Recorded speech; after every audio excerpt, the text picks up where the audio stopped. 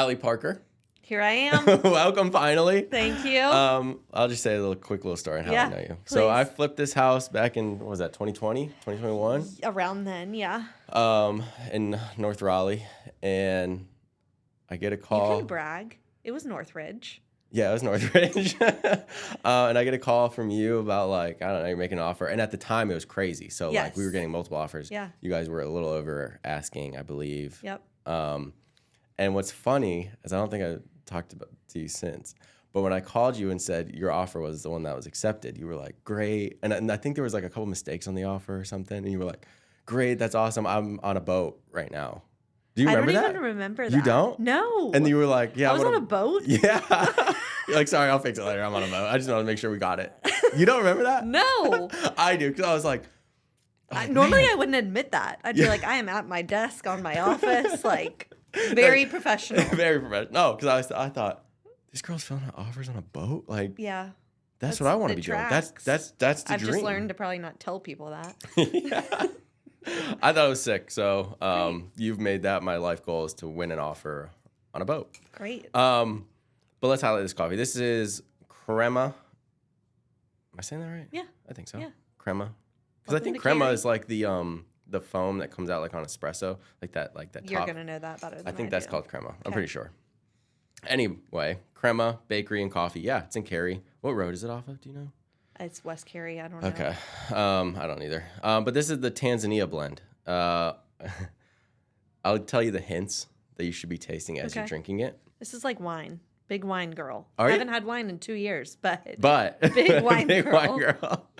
The hints that you should be tasting is tangerine, cranberry, creamy, silky, body bright, pungent, citric. I was about to say citrus. Citric acidity. So I guess that's like the same thing. Smooth, sweet pipe tobacco aroma.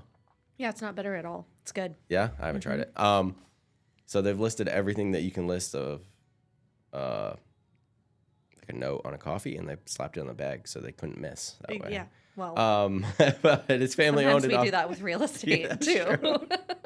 Family the more owned. Disclosure, the better. That's a fact, actually. Family owned and operated in Cary, North Carolina. You can find them at crema coffeebakery.com. Yep. Anyway, let me take a little cheers. Sip. No, it's good. I thought I needed the cream to hit the. It is really good. Yeah, it's smooth. Yeah, that is really good. Allie Parker, you're at Sotheby's. Hodge & Kittrell, Sotheby's International Realty. It's a mouthful. Like Sotheby's agents, what do you guys call it? Just Sotheby's? No? We're not supposed to. Oh, so really? Technically, Sotheby's International Realty. Okay. I like to say the Hodge & Kittrell piece is like the local, because it was founded in like the 60s here. Okay. Sotheby's International Realty is your, punch of the world. Yeah. But we get benefit from both, which is nice. That is nice. So did you start off in real estate at Sotheby's International Realty? So I started at a boutique firm on a team, transitioned from there over to Keller Williams for a couple years, loved it.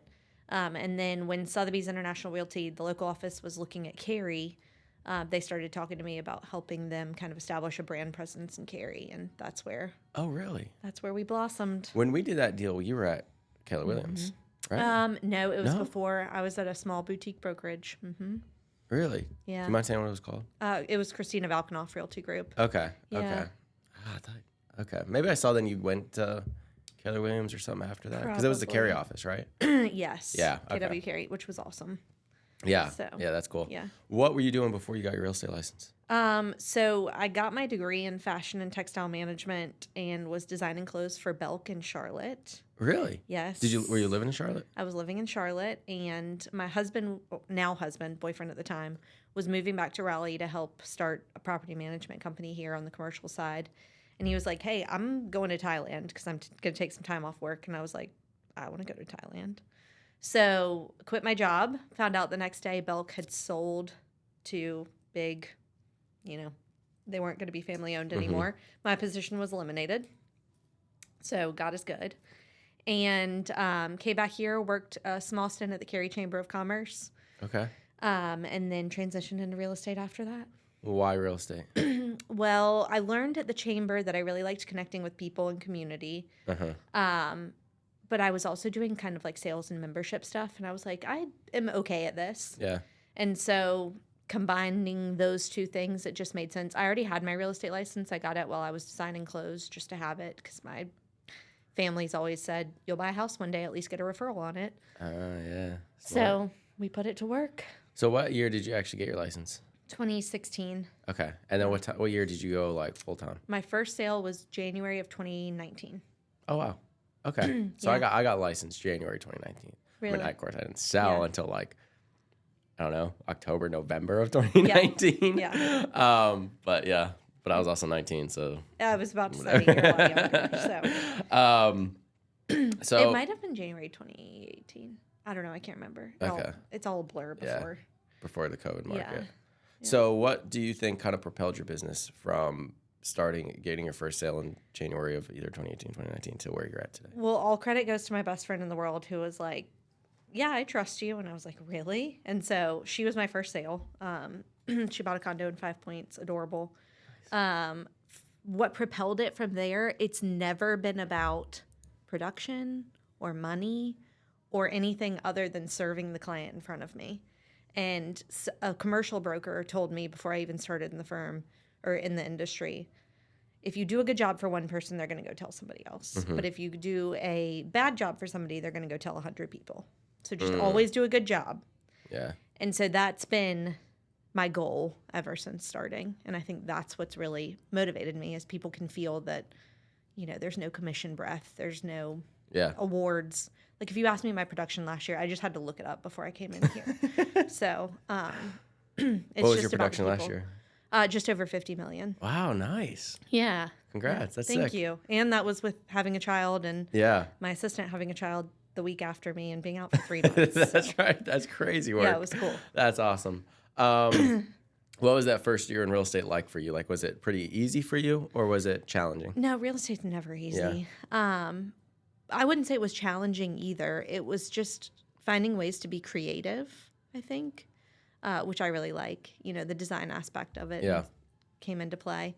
It was all about just like putting myself out there, but without leading with real estate. Mm-hmm. So I liked that it forced me to be intentional about remembering people's birthdays and reaching out for milestones and whatnot. Again, no real estate related, just like, hey, I'm here. And hopefully they would follow my, business account and remember me in the future. Yeah.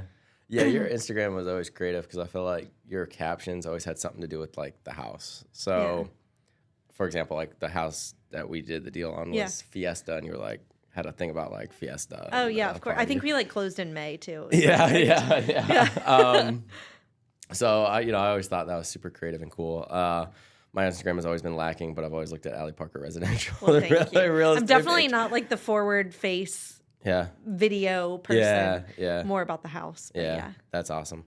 So your first year, how many deals did you do? 24. Oh, wow. Yeah, That's pretty crazy. it is crazy. Was that all Sphere or like what? I think it was like 2 team referrals, and the rest was mostly Sphere and Sphere referrals. So how did you go about letting people letting your Sphere know that, hey, I'm in real estate? Honestly, doing a good job for the person in front of me. Every deal came with another deal, right? Because they felt like they were loved and they were the only client, let alone at the time they knew that they didn't know that they probably were. And from there, I mean, just word of mouth. I'm super lucky to come from a family who supports real estate. My brother is a local commercial agent, mostly focusing on land and office. And then my dad's a civil engineer by trade and did a lot of land development for big builders and whatnot. So, really? Did they send me a bunch of referrals? No. I still hound them about that. Yeah. But they helped me to get in front of the right people. Yeah. Are you the most successful in your family now? No. I will never be as successful as my brother. Really? Yes. He's a killer? Yeah, no. Hey, I'm in therapy for it. It's fine. That's funny. Yeah, the first year, I don't know. That's crazy. 24? Yeah. So you grew up in Cary? Kind of. I grew up off Holly Springs Road, so technically Raleigh County. Okay. But yeah, most people would say Cary. Yeah. Do you think that's helped? I think so. It's so funny. I went to school in North Raleigh for 13 years. I went to the same school with the same people, and it was great. but I was like the weird Cary girl that commuted 45 minutes to school every day and like got made fun of for being out in the boonies and whatever. And that was always like something I was self-conscious of. But now that I've kind of developed this little name and brand for myself and embraced being the Cary girl, it's like my superpower in the industry, especially the younger people, right? Like Cary's a lot cooler than it was 25 years ago. So, you know, would you rather work with somebody who's, you know, phasing out of the business or coming into the business to help you find all that? Yeah, Cary's, I mean, you know firsthand, like the growth of Cary is insane. Crazy. It's crazy. I mean, we just sold our house, but I lived downtown Cary and walked to 5 different breweries. That's crazy. What? Yeah, that's insane. Yeah, because I grew up, I guess, in Pennsylvania, but I graduated high school and everything from Clayton, so I just claim Clayton. Yeah. But it's so funny. And now Harnett County, like. I know, right? And now I live in Harnett County. I live in Andrew. And so, yes, you know, you saying like, oh, I was like from the boonies of Cary. It's so funny because like even growing up in Clayton, we looked at Cary as like, oh, they're the upper echelon. Oh, right. Like, have you ever watched Parks and Rec, the show? I should probably say yes, but no. No, you haven't? Okay. Well, anyway, so it's based in this town called Pawnee, which is like this rough kind of like, not a rough town, but they're just weird, wacky like Schitt's people. Creek. Exactly. Okay. And then there's this other town called Eagleton. And Eagleton is like everybody's perfect. They ride horses. Everybody's super rich. The bougie. The bougie of bougie. And so, and when we were Clayton, if we ever did anything like with church or anything like schools or with Cary people, we were always like, oh, those are like the Eagletonians. Like they are the pish posh people. So it's just so funny hearing your perspective because you grew up in like where it wasn't to what it is today, which is wild. I also grew up, I mean, my parents are on acreage off Holly Springs Road. Okay. So it wasn't like. You weren't like. In Preston or in McGregor or any of that. We were doing our own thing. Yeah. All right. So first year you killed it. And then every year since then, has it just been growth? It has. Yep. So super blessed in that way. I think the second year I did 41 deals or something like that. From there, and most of those were my sphere as well. So it just made sense to then transition kind of on my own. And yeah, every year since it's been growth. I did not expect that last year. Yeah. I always set my goal to be like, I'm going to sell 40 homes this year. And my coach and my assistant are like, no, you have a coach? Not. I do. Yeah. What's that experience been like? It's been awesome. So Debbie LaRiviere with Monter Coaching, I'll plug her. She's fantastic. Called me when I went out on my own and was like, you need a coach. And I was like, no, I don't. And then a couple weeks later, I was like, yes, I do. And so Debbie's been with me for, I don't know, like 4 or 5 years now. Really? She's awesome. Yes. And what have you gotten from coaching that you wouldn't have? Nothing to do with real estate and everything to do with the business. Really? Like what? Hiring. Okay. So when I first talked to her and she kind of analyzed my production and everything, she was like, I would love to take you on as a client. I'm not going to do it unless you hire an assistant.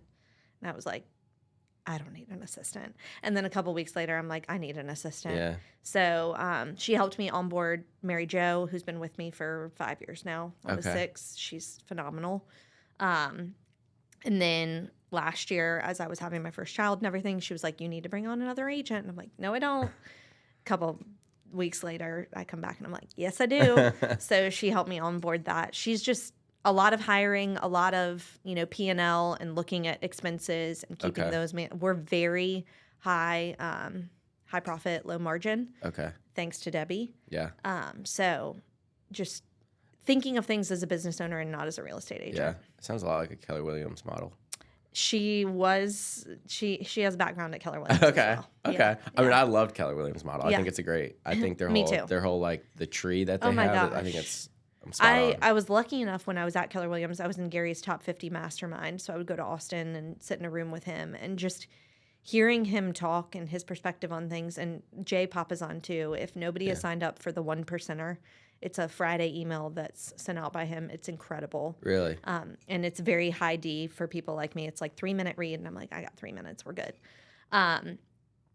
Their coaching and their mindset is unbeatable. And I still lean into it as a Sotheby's International Realty agent. Yeah. Yeah.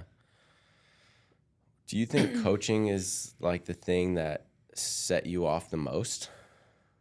Yes. Okay, because I'm going to let me press this. Yeah, please. I mean, I'm sure you know this. 24 transactions in your first year is not normal. Like, it's just not. Like, I've sat But like I said, that's never been like a motivator for me, Yeah. right? So I'm like, I don't think about it that much. maybe not, but it's still not normal. Like, so I've Yeah. sat, like, you know, obviously I would do this podcast a couple times a week, and the people I'm sitting across, I'm like, you know, oh yeah, we've done like good agents are doing like 6 the first year. Yep, You know? yep. Which is incredible. Incredible. Yeah. 24, and now you're at 40 million last year. 50 million. 50 yeah. million. Yeah. Sorry. No, you're good. That is a big You're difference. good. I have to say it because I'm right ahead of David Werder's, and Oh, he's okay. got to remember that every time.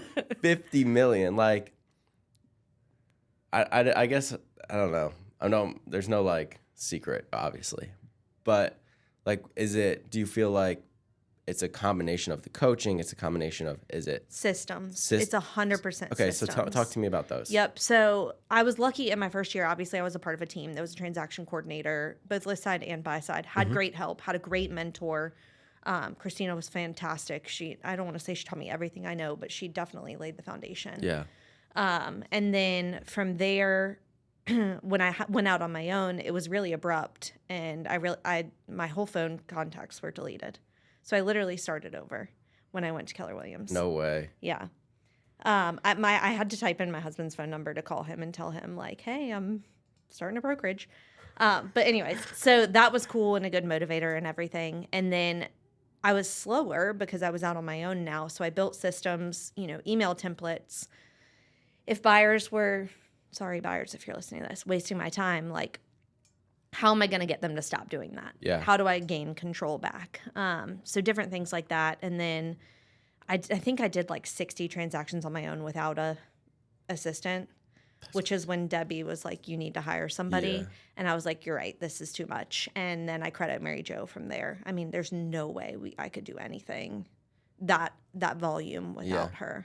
Can you talk to me about like the email templates and Yeah. stuff you're sending out, like Yeah. on a practical standpoint? Like, what do those look Absolutely. like, and how do they help? So anytime I write an email twice, it becomes a template. So if Okay. I go back and I'm like, oh, I'm structuring this field, I'm having deja vu. It becomes an email template. It gets a number in front of it, and it's ordered in the email to be able to send off. Of course, we personalize everything. Right. No inspection's the same, no transaction's the Right. same. But those are the emails. I mean, other things that we do. We keep a showing tracker. So when a showing is booked, it goes into the showing tracker, which is just a shared Google Doc. And I tell my clients, hey, if there's feedback, it's going in the showing tracker. AKA, don't reach out to me. Gotcha. If I have it, it will go there. Yeah. So we set expectations up front with that. When it comes to buyers, I mean, pre-showing emails take a lot of time. We look into everything on the disclosures, the past sales, how it's priced, all the things. Yes, it's a lot on the front end, but it's a lot less time than driving to North Raleigh to know it's not something that they're going to buy. Yeah. So just yeah. little systems and structured things like that have really allowed us to gain time back. Yeah. Have you guys used, like, are you guys using or have used like AI to integrate into this? I'm not. I should use AI more. Yeah. I don't. And I get self-conscious about it because I feel like people know if I'm using AI. Yeah, definitely. Of course, like, I'll plug my feature sheet into ChatGPT and say, come up with a description, and then I completely rewrite the whole thing because I'm a micromanager like that. But I need to use AI more. I would say the thing that I've used it most recently is trying to find other agents like me and other feeder markets to connect with. Okay. Yeah. So I'll like go into ChatGPT and describe who I think I am as an agent and be like, tell me somebody in their 30s in Atlanta who's similar. Really? And it will spit some out. What do you tell it about yourself? I just plug in like, this is my ideal client Okay. or listing. This is my typical days on market. These are the things that I'm involved in outside of real estate. Right. And then it sends you John Smith from Atlanta. Yeah. And then you reach out to John? That's the intention. I need to like, get the confidence to do it. But I Yeah. have a little running list. And tell me the benefit of that. Referrals. Okay. And because I'm really leading with my ideal client, I would hope that they're referring an ideal type of client. Right. I did go on a listing appointment recently. I interviewed. I didn't get it, which drives me crazy, but that's okay. And I asked him there, I was asked like, hey, how'd you find my information? And it was the first time that somebody said, oh, ChatGPT told me to call you. And What? yeah. That's crazy. And I was like, wait, okay, I'm fascinated. Tell me more about that. And he was like, I mean, I just tried myself, my work, my house. And they gave me 3 agents, and those are the 3 agents that I'm interviewing. So I'm like dying to see who lists that house. Yeah. Oh, that's crazy. Yeah, right? Yeah. So like our clients are using it, so Yeah. I need to be. Yeah, But definitely. I wonder if there's like a way, obviously like with algorithm on Google, you can position yourself to be a top agent, whatever, right. area you are. I don't know if you can do that with chat because it's just like, I don't know. Money buys everything, but I've never paid for any source Yeah. of marketing ever. Yeah. So interesting. I don't know. I'm fascinated right now. yeah. 50 well, million I is mean, you crazy. set all this up with chat. Yeah, I did set all this up with chat. Yeah. Yeah. That's wild. Meanwhile, have you ever asked chat to roast you? No. Oh Funny? my God, Ethan. Yes. Should we do it right now? Please. Summarize my past year with you and roast me for it. It's so funny. Mine was like, you'll jump from, baby bowel movements to hiring practices in approximately 0.7 seconds. And you give the energy of somebody with 3 arms because you're a psycho.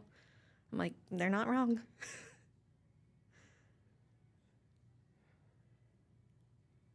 Some of this I don't really want to read. Exactly.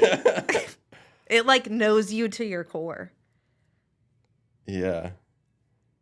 So if you haven't done that and you use chat, please ask it to roast you. Okay. I'll read some of it.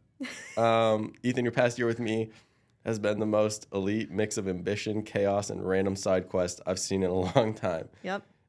You started as a young, hungry real estate guy trying to make Lines Realty Co. the biggest name in Harnett County. Respect. But within 12 months, you've also tried to become a luxury agent, a land developer, a house flipper, a podcast mogul, a t-shirt entrepreneur. I don't know where that came from, but let me know where to buy. Well, I did put it in the other day, like coffee and closings t-shirts. Okay. A builder, a coffee influencer, an AI startup founder, a triathlete, a carnivore bodybuilder dad. How's that going? Not great, obviously. Brother, you are one, quote, how do I buy a minor league baseball team search away from completing side quest Infinity Gauntlet? I would love to buy a minor league baseball team. Sometimes it knows you better than yourself. Yeah, this is kind of crazy. It's really funny. You want an empire level results with simultaneously solving one random closing issue and one baby nebulizer question every afternoon. Yep.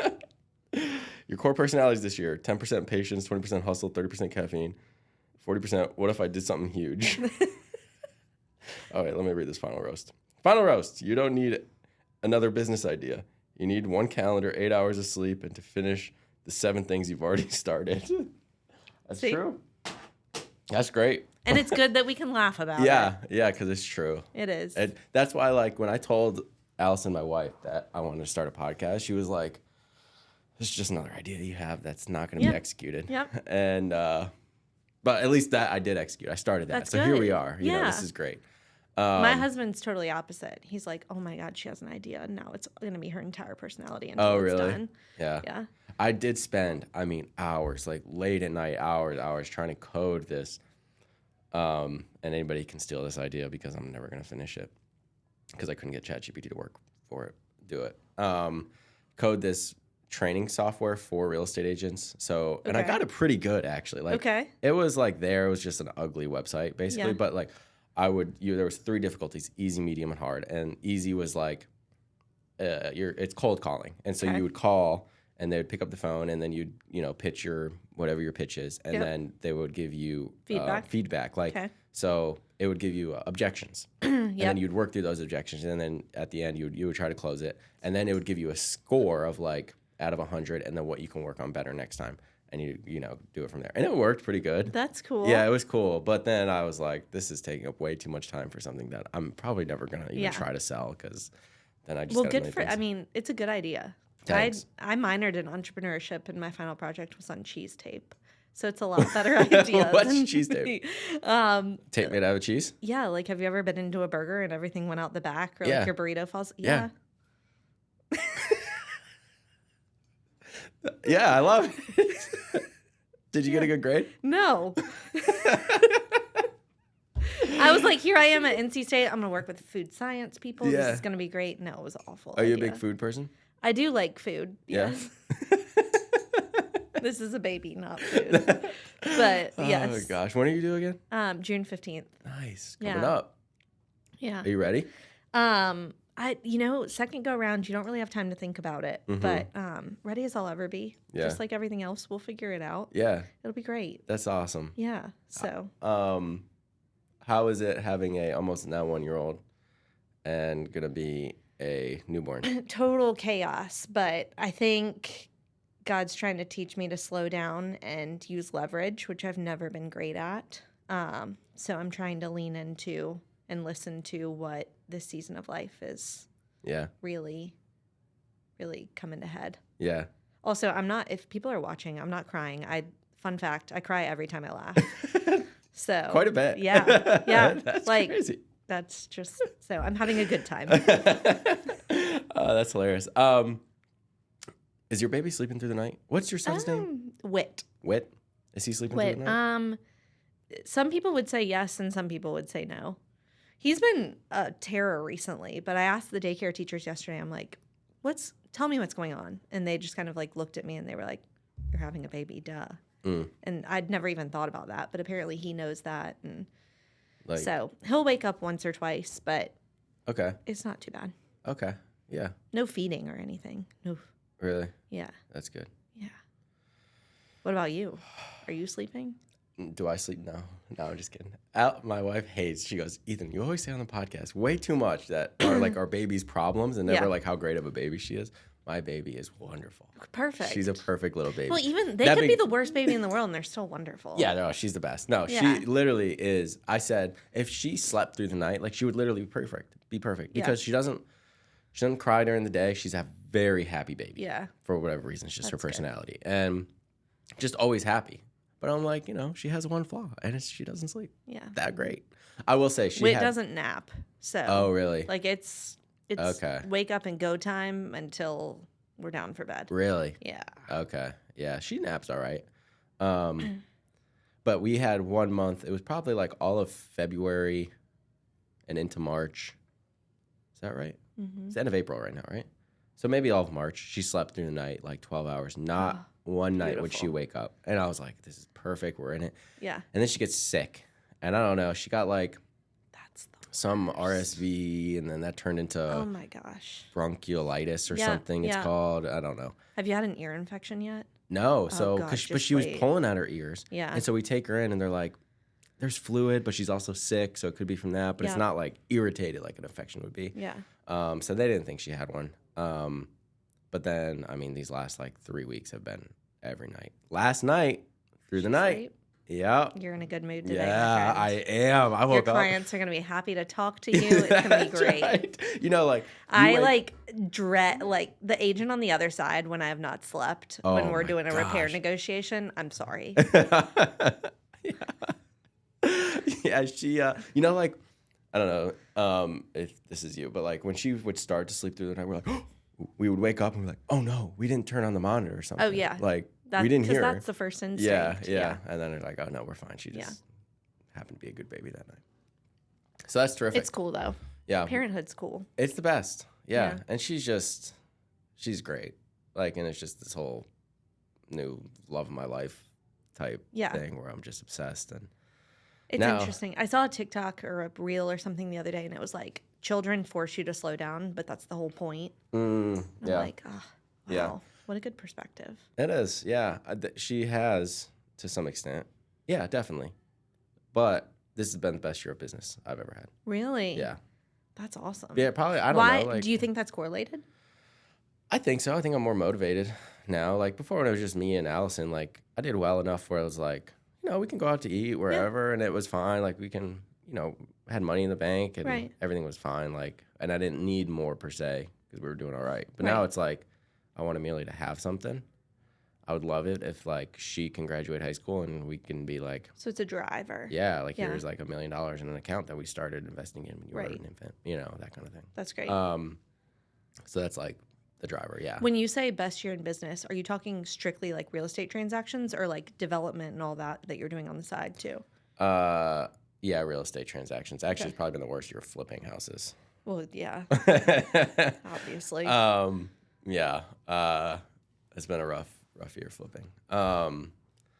Just not selling them and finding contractors and all that stuff is like tough. Profit margins are awful. Like the profit margin on the house that you guys bought was fantastic. We bought that house for like $200,000 or something crazy and put like $50,000 into it and they sold it for like $450 or something. $425. I don't remember what the price was. I hope my clients are listening to this. They made a decent bid on it when they sold it though. That's good. Yeah, I did see that. Yeah. But yeah, so the flipping stuff and then the development stuff. After we added an outlet to the bathroom that didn't have an outlet. Did it not? No. And stupid young real estate me didn't even notice that at the time. Which bathroom? The downstairs bathroom? Yeah. How's she going to dry her hair? Huh. That's pretty crazy. Yeah. I didn't notice that either. That's crazy. And the inspector didn't pick up on that? No, he did. Oh, really? And you were like, oh, no big deal? I mean, I think we had enough invested at that point. I was like, we're not really going to get a ton of things. Add an outlet, guys. Yeah. Oh, interesting. So that house next time you flip a house, check your outlets. Yeah. Okay. Good to know. That house actually, that basement bathroom didn't have a shower, right? Correct. Okay. So I got a quote for a shower to be put in. We got a quote for a shower to be put in, and it was like, I don't even know where it would go. 10, 15,000. Yeah, I don't know. I think it was like a little corner. Like we would take out the closet and make no closet, and then you have a shower. But then it was like 10 grand or something, and I was like, we don't need it. Well, then that company, I don't want to say who it is, but that company sent me an invoice saying they did the work. For the shower? For the shower, sent me an invoice for almost 3 years.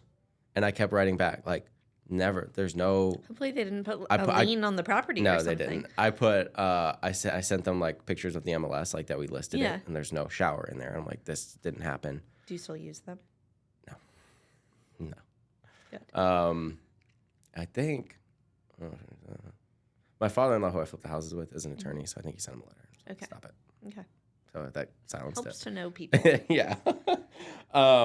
I've talked about my brother's son. I remember one of the first things he told me is he was like, "You're not a real estate agent until you threaten to be sued." I'm like, "Oh God." Have you been threatened? No, knock on wood. I don't think I have, so I guess I haven't made it yet.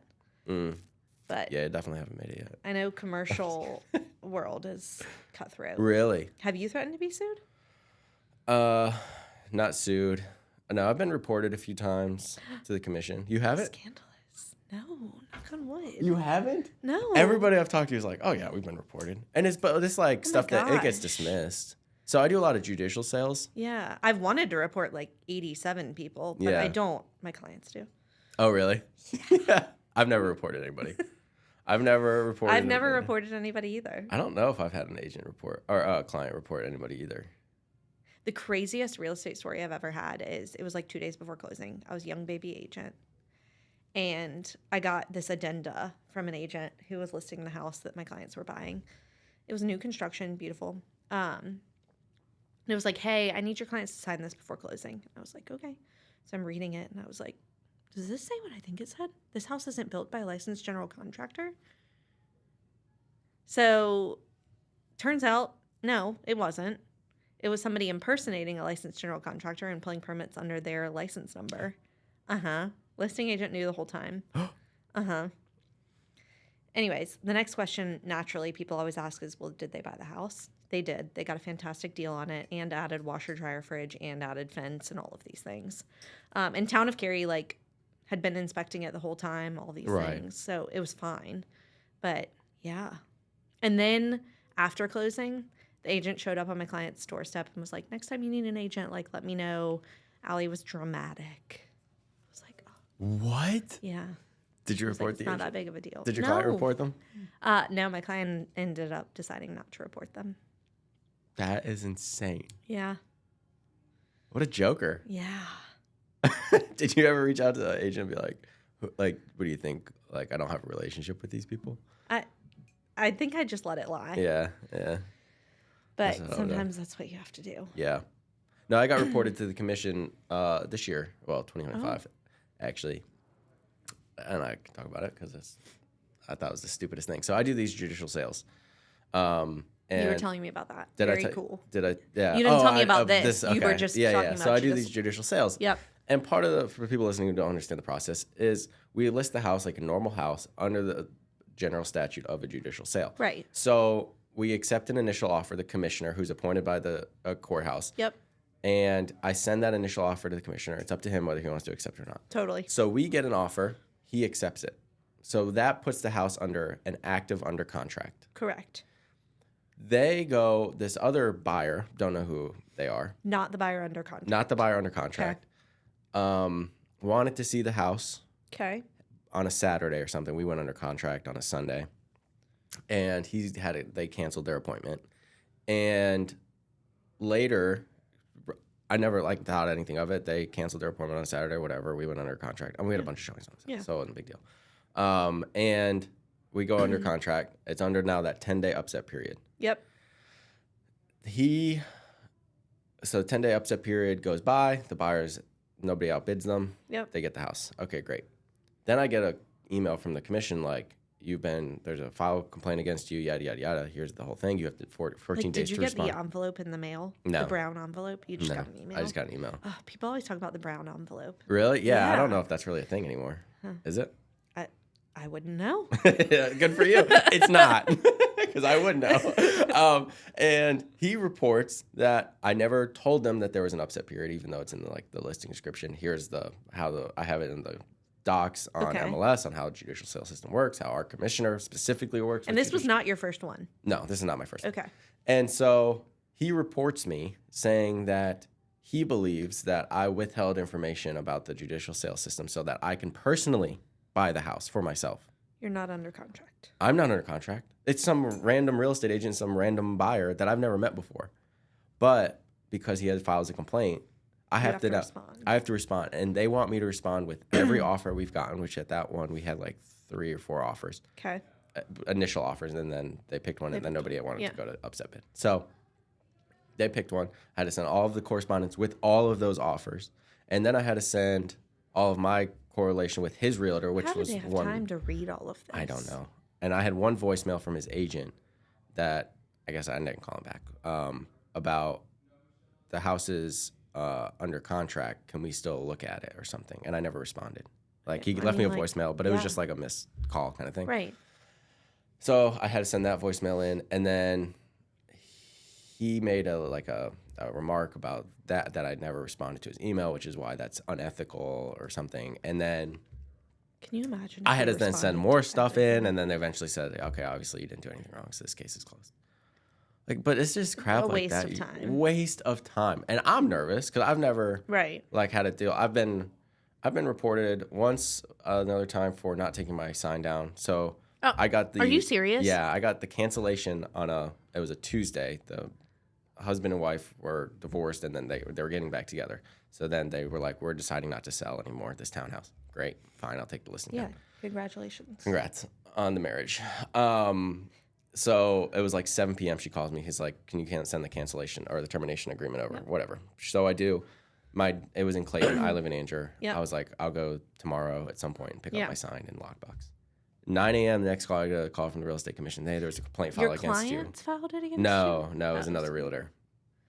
See, I'm honestly, it's been 13 hours. That is so sadly real estate right now. Yeah. Agents are the best and worst part of being in this world. Yeah. No, definitely. Jeez. Savage. But anyway, so those were it. I did have other agents say they were going to file a complaint against me and then haven't. So flipping houses, good. I could see where you put yourself in hot water a little bit more. Yeah, that was the one where I thought I was going to get a complaint against because that story. So that one, I flipped this one house and the previous owner cut the roof trusses to open up the attic. Okay. All right. But they had a general contractor come in, but not an engineer, and redo the trusses so that you can walk all the way up and down the attic and not have to run into a bunch of trusses. But it was sturdy or whatever. Right. So when we had the inspection report when we bought the house, it came up as a yellow concern, not a red concern. So I didn't address it. Right. Buyer gets their own inspection. They go under contract. Now, they're before closing. Mm-hmm. They don't say anything about it until before closing. She was like, "You never told me about the trusses," and I was like, "It was in your inspection report. It wasn't a big deal on ours, and we have a letter from our general contractor that says it's." And she goes, "Well, you'd never got it done by a engineer." I said, "Well, we don't have to have anything inspected by an engineer. You weren't concerned. If you wanted to have it done by an engineer, you could." And so she did, and then she was like, the engineer said that it's not good, the way the general contractor did it, and you have to redo the whole roof system. So take the whole roof off, redo all the trusses, and put the roof back on. I said, "Well, I'm not going to do that. So if you want to buy it, great. If not, I don't know. I'll go back on the market." Yeah, I'll go back on the market and then let people know what the engineer said. And then she was like, "Well, I'm reporting you. I'm going to report you because this is completely unethical, all this stuff that you knew." And I was like, "Okay, well, so she never ended up reporting me because I sent her the letter from the general contractor that said it was okay." That's good. And that's so why you keep everything. Yeah. So I'm like, I don't know. Yeah. For me, it's like, but each opinion can differ. I can have another engineer come in that might say it's okay. So yeah, it is what it is. I don't think she ever reported me because I feel like I never got anything. And if you do report, regardless, obviously, of how stupid it is, they're going to reach out. So, whatever with that. Crazy. People don't know what goes on behind the scenes. No. We ended up selling the house, and I told the guy about it. He's like, "Yeah, that's fine. It's fine. I don't care." Good. So, probably still has a roof. Yeah, he still has a roof. So, anyway, we're not here to talk about you. Or talk about me. We're here to talk about you, Allie Parker. What's in the future for Allie Parker? What's up next? That's a great question. Can somebody answer that for me? Another child, for sure. We know that. That's set in stone. Second child is coming in June, which is awesome. Moving personally, which has totally given me a dose of humble pie for my clients and everything that they go through, and what it feels like to search for a family house. Yeah. Which is really neat because the first house that we bought really truly was an investment. My husband lived in there with roommates who paid the mortgage.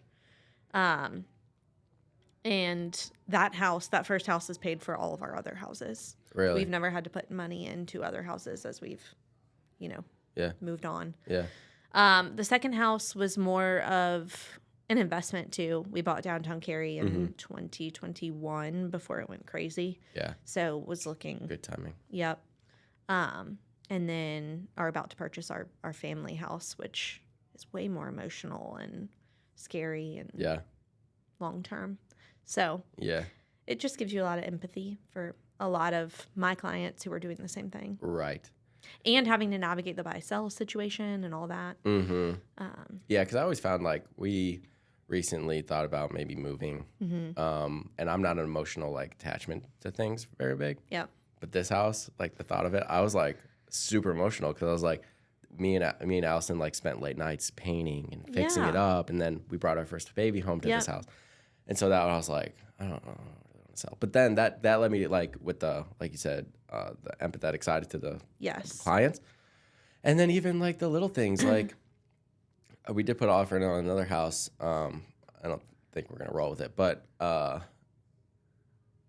nickel and diming, I have clients that are $5,000. We got to get, and I'm very seriously, it's $5,000 over 30 years is nothing. I know. And then, but on my side, I'm like, you're not going to give me $5,000? Exactly. And so I'm much more pissed. Well, and I'm okay, well, now I get it. Well, and the house that I just sold is pristine, right? I've got maintenance contracts on everything, warranties on everything. There was one seal failure. I paid $500 to replace the window pane before we went on the market. It was perfect. And the house that we're buying, I don't think they've cleaned the gutters since it was built. Oh, okay. And I'm like, we start over. But that's okay. Yeah. It's got the good bones and that's all that matters. Yeah. Yeah, that's awesome. Congrats. Did you close on it? Tomorrow. Is it? Mm-hmm. Wow, congrats. You won't find it in MLS. That's the power of the Sotheby's International brand. That's right. Yeah. I love that. Sorry, folks, but yeah. Okay, professionally. Yeah. Professionally, I don't know. So this year is the first year that I've had another agent on my quote-unquote team. Mm-hmm. So it'll be my first team rank year, which, again, I don't pay attention to all that as much. But at first I was really nervous about passing clients over and them getting the level of service that I give and all these things. But Catherine, who's the agent who's on my team has just made that so easy because I know she cares about people as much as I do. Maybe another agent in the future once we grow more. It was really hard to give away people at first, but now that you get a taste of it, it's like, oh, wow. Like, I always rolled my eyes when I got agents voicemails that are like, I'm unavailable at this time, but I'll call you tomorrow. I literally changed my voicemail the other day to be like, I'm sorry, but if it's between the hours of 4 and 7, I'll get back to you after 7 or the following morning. Yeah. Because I'm starting to realize, like, Allie needs a life outside of real estate. Yeah. So professional boundaries would go under that professional category as well. Yeah.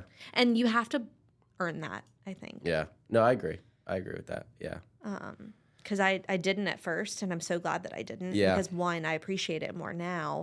And 2, I've learned what's urgent and what's not. Yeah, that's huge.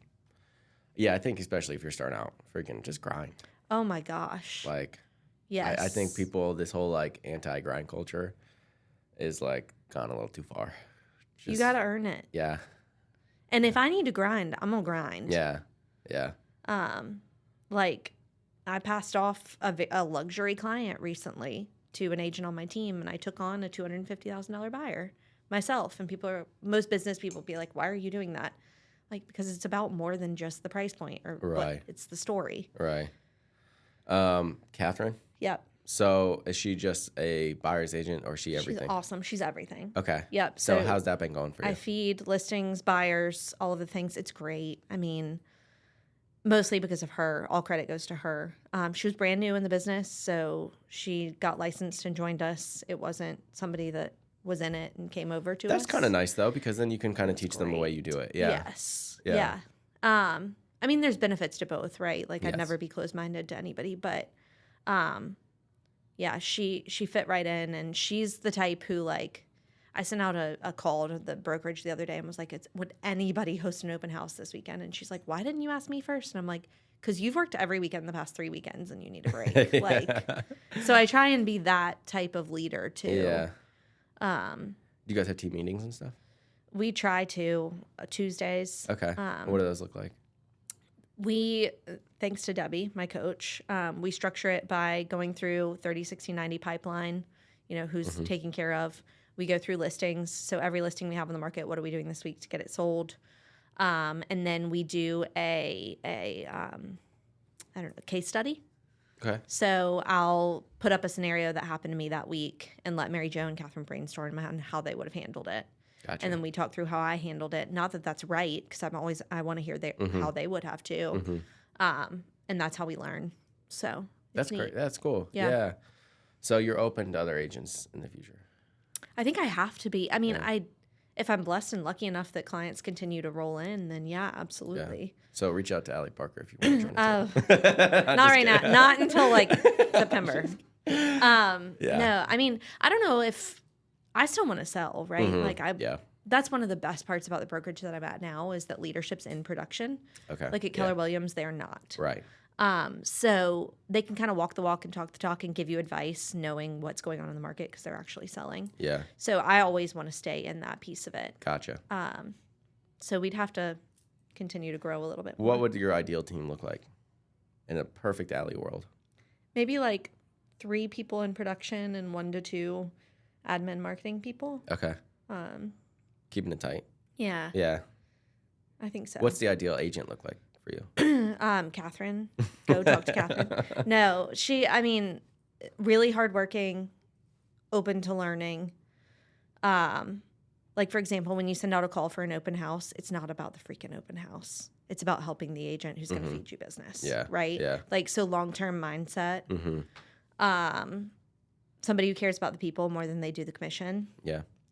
And gets to know the people. Like, one of my favorite things about Catherine is, like, it comes time on the calendar to get the closing gift. And she's like, oh, like they're moving next to their brother and their sister. I'm going to get them walkie-talkies. And I'm like, I love that. That you know them well enough to know that would be sentimental to them. That's kind of cool. Yeah. Walkie-talkies are dope.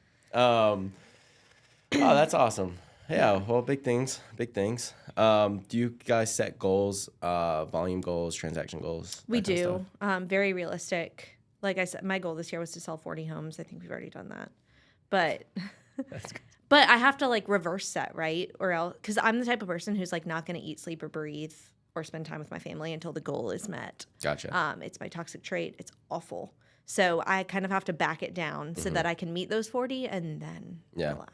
Because then you're like, okay, 40. I'm Like that was my comfortable. goal. Yeah. So Yeah.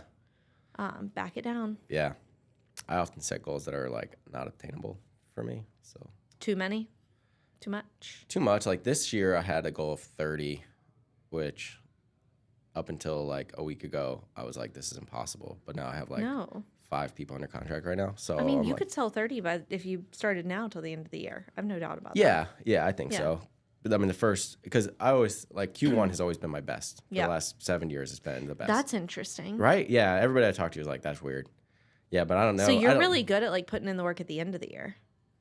I guess, because I think it's like slow time. Like nobody's really buying or selling between Christmas and Thanksgiving. And so I'm like, well, I got to do something.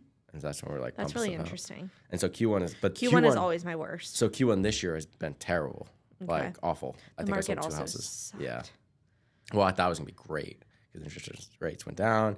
I felt like No. buyer interest rates high. ICE Yeah, and then it was kept coming and people kept delaying listing and all that. yeah. So it was just it was a mess. But now I feel like now things are popping off again. So it's been great. Yeah. I don't know. Hopefully we can hit our 30 goal. You'll hit 30. I have no doubt. I remember I was talking to Allie Buscemi last year.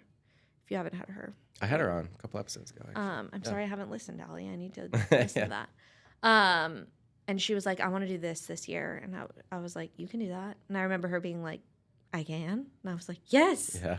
And now she's probably sold more than I have. She's on fire right now. She's awesome. Yeah, she's killing it. Like I said, agents are the best part and the worst part. Yeah, definitely. Are you big? Yeah, we're good. Yeah, are you big into like events? I know Allie's really big like into events. Client Like events? no, Or like networking events. Oh my God, no.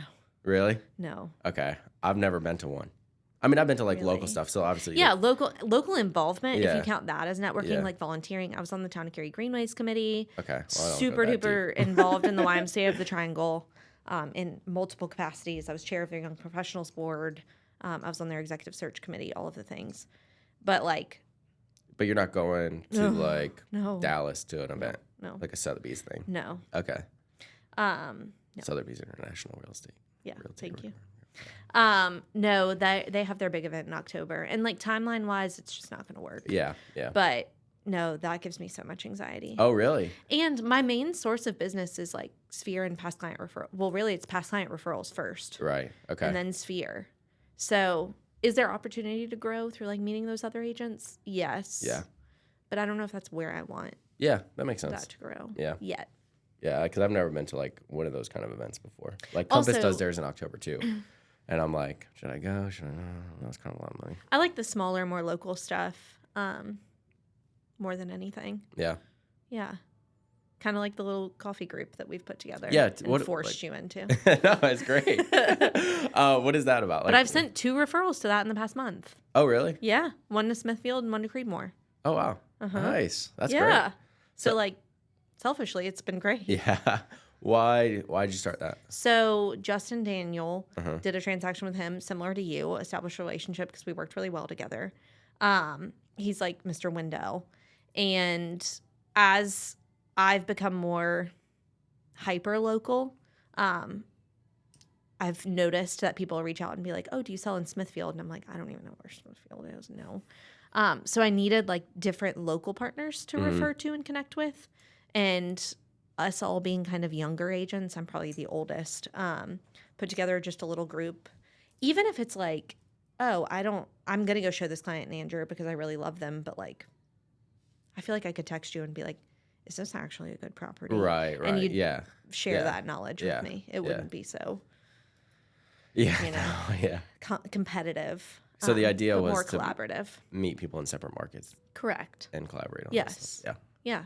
I love that. And like I said, like I had a past client reach out to me and be like, I want to buy a house in Creedmoor.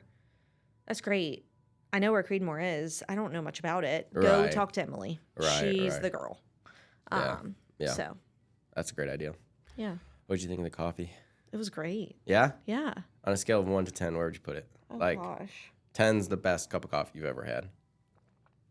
I don't know, like a 7. It's like not bitter, which I appreciate. Yeah. Especially being this far along in pregnancy. I don't need any more bitterness. But no, it was great. I was loved good. it. I love a French press too. You really got me Yeah. there. Yeah, no, it's great. Do you ever use a percolator? No. Do you? No, but because we sold our house and are moving into a new one, we're living with my parents right now. Yay. And they make percolator coffee, and they hadn't been, and I like mentioned, like, hey, it would be really nice to wake up to percolator coffee one morning. Yeah. So they did the other day. It's so great. Yeah? Oh, that's fantastic. I really liked it. It was good. I would give it like an 8.9. Oh, wow. Okay. Maybe I liked was it a not lot. generous enough. No, I think that's fine. Yeah. Whatever you think. Do you drink wine? Yeah. Okay. Yeah. I'm trying to think off the top of my head. I don't know, like a Duckhorn, a Camus obviously is great. Yeah. So you're red. Red, yeah. Yeah. I don't know any whites. Really? No, I don't know any whites. So I needed a hobby. Okay. And I really, like Enjoy I drinking? said, I got super into running, which my husband's a huge runner. Okay. And super into wine. And so we both he has run multiple marathons. I ran a marathon. And then we got our level 1 WSET certification. What's that? Wine and Spirit Education Trust. Oh, wow. Out of Europe. So there's sommeliers who work in the business, and there's WSET people who just enjoy wine, right? And there's 4 levels. So the goal is to work our way up. But Okay, so level 4 is... level 4 is like blind tasting. Like you just put a glass in front of me and I sip it and I'm like, this is these notes. It's from this part of the world. And That's cool. yeah, neat, right? Yeah. Yeah. That's awesome. The goal for level 1 was like, we want to be able to go look at a wine glass or a wine list when we're out at date night and be like, oh, this is going to be a good bottle of wine. Gotcha. So yeah. It's a really fun date activity. It's a day training. You do have to take a test, but you get a fancy certification and pin and all these things. That's so fun. Yeah, that's cool. That's a good little hobby. I don't have any cool hobbies like that.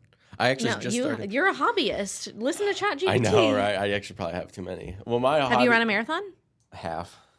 I already had 2 knee surgeries because I tore both my meniscuses in high school and had to have surgeries on them. So my running days are done. Yeah. I'm tired of having knee problems. I just got into football cards. Oh, sick. Okay. Yeah, so that's kind of like been my new thing. Do you know Ham House Sports? No, should I? Yeah. So he's actually a minister. He does faith and business in Raleigh. Wait a but minute. his What's his name? son, Matt Smith. Yeah, I've been to one of his things at the at Ray's Kitchen or whatever. Yeah. Yeah. So his son is like 14 or something and got super into cards and now like trades like crazy. And Oh, really? Yeah. Yeah. That's crazy. Yeah. really neat. Yeah, no, I love just buying packs and ripping them. And You've been then to Ray's Faith and Business? Yeah. Have you? Yeah, my dad like started it. Really? Yeah. That's crazy. I wonder if he was there. Yeah, I definitely went was. once in February Okay. or January or something. Neat. Another compensation invited me. Yeah. What's his name? Brent Henson. Yes. You know Brent? Brent's always there. Yeah, Yes. I love Brent. I've done a deal with Brent before. Have you? Yeah. Yeah, he's a good guy. Super nice Over guy. in Laurel Hills, Oh, which there is you go. where I think he lives. But yeah. Okay. Yeah, he invited me. Yeah, Brent's a great guy. He won't come on the pod, but he's a great guy. Well, I said no twice, so Yeah. maybe Yeah, you do talk have to keep talk asking. about twisting my arm to go to the coffee thing. I twisted your arm to come on the pod, and I really Well, I appreciate kept being it. like, "Sorry, I'm pregnant. Sorry, I'm pregnant." But And now you're like, well, I'm due in like a month, so let me just jump Yeah. on. Well- and I'm in the middle of moving, and I'm no, it's great. buying a house. That's the and best time to add something on. That's right. So. Well, let's wrap this up, huh? Okay. So yeah, I like the Cheers. coffee. Cheers. Really liked it. Again, you can go find them at cremacoffeebakery.com. This is the second coffee I've had, and I've very enjoyed both. And the actual coffee shop, if you go, is fantastic. I love a coffee shop that has a nice... And you always do local coffee. Yeah, I'm running out, but yeah. Maeve in Wilmington. I'm gonna plug them. Okay. They make really good coffee. Yeah? Yeah. Maeve? M-A-V? Maeve, I think is what Maven Okay. or Maven, Maven. Okay.